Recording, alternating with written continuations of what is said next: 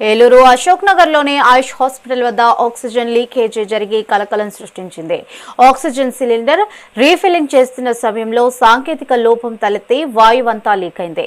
దాంతో ఆక్సిజన్ వాయువు రోడ్డుపై పొగలా కమ్మేయడంతో స్థానికులు భయాందోళనకు గురయ్యారు. సమాచారం అందుకున్న ఫైర్ సేఫ్టీ సిబ్బంది వెంటనే ఘటనా స్థలానికి చేరుకుని రెస్క్యూ చేపట్టి పరిస్థితిని అదుపులోకి తెచ్చారు. సమయానికి ప్రమాదం తప్పుకోవడంతో హాస్పిటల్ వర్గాలు స్థానికులు ఊపిరి పీల్చుకున్నారు.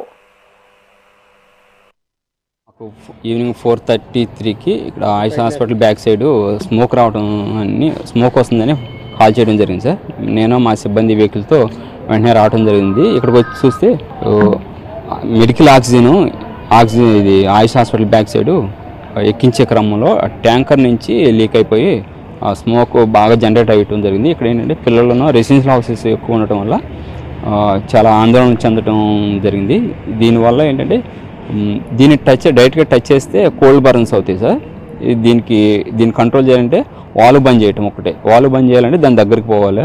దాని దగ్గరికి పోవాలంటే మేము వాటర్ స్ప్రింక్లర్ లాగా ఇవ్వడం జరిగింది. వాళ్ళ టెక్నీషియన్ ఒక అతను మా సిబ్బంది కలిసి దాన్ని వాల్వ్ని బంద్ చేయడం జరిగింది సార్.